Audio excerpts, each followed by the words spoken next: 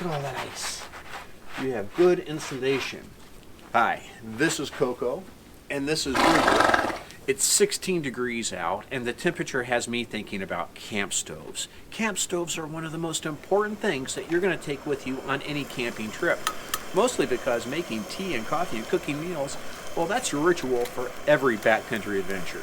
Let's head into the hot tent and talk about what to consider and what to look for in a camp stove.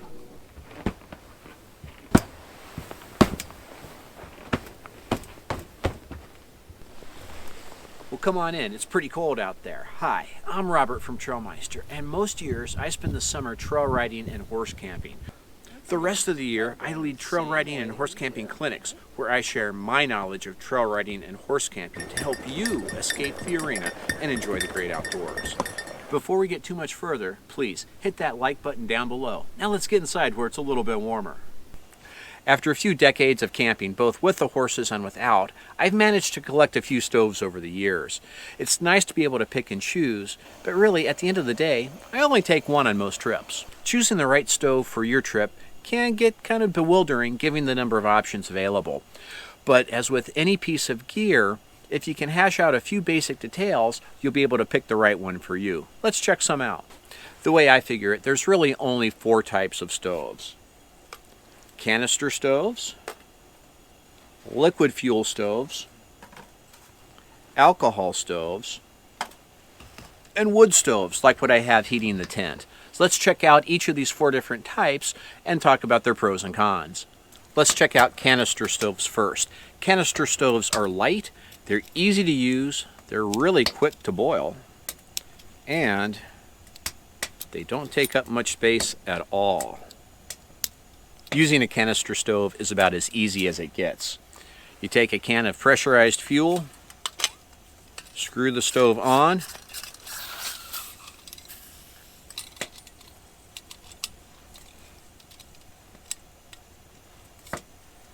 turn the fuel on,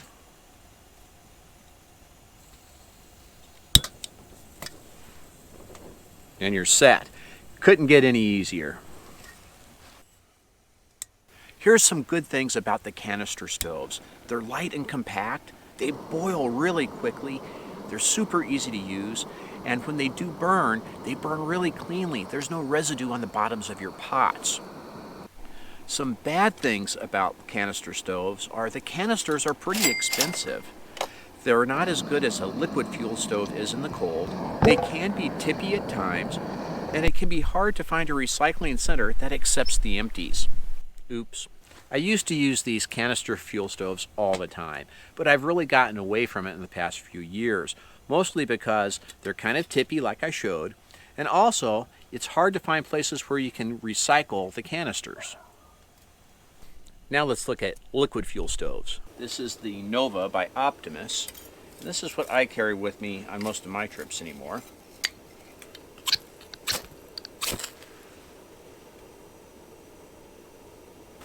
So as you can see, the liquid fuel stove takes a little bit of priming. Once it heats up, this flame will turn bright blue. And you can kind of hear it starting to heat up already. And there we go, nice blue flames. So the liquid fuel stoves, they work really, really well in below freezing temperatures, like right now.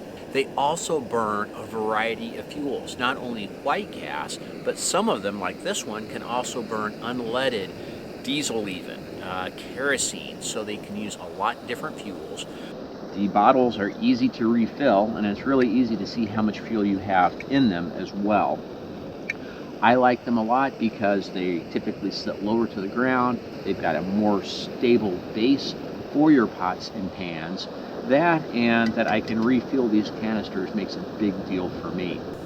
I don't usually camp in below freezing temperatures, but it can get cold in the morning in the mountains, and a stove that lights easily when it's cold, well, that makes my first cup of coffee that much easier, and that's a good thing.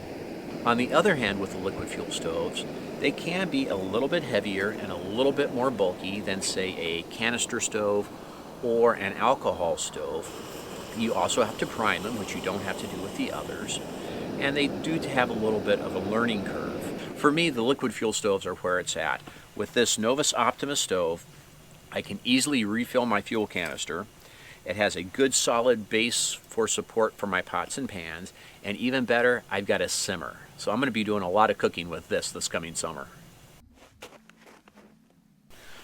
So the alcohol stove, if you can tell, it's really, really quiet. Can't even hear it. They're super light, there's no moving pieces, they couldn't be easier to use. They do have a couple downsides though. One, you can't tell that this thing is burning right now. A flame you can't see can be dangerous. Think about if you didn't know that it was burning and you tried adding more fuel, or worse, you tipped it over and you knocked this burning fuel all over the forest floor. Bad things could happen. They're not real efficient, especially in the cold. You're going to wind up having to carry more fuel, which weighs more, and you know how that goes. Alcohol stoves also have a slower cook time, which can be a hassle if you really need that extra cup of coffee real quick. And they're not terribly efficient. They're even worse in the cold, like today. Like I said, this thing is burning. Let's see if we can find something here to set on fire so you can see, because I know you can't see the flame. So there, a flame you can't even see, which can be a hazard.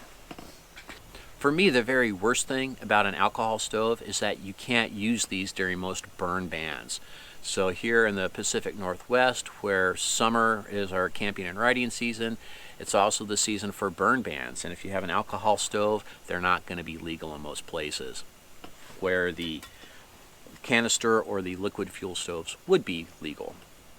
I used to love and swear by alcohol stoves, but I can't say that I do so much anymore. If I can't cook with it, I'm not going to take it.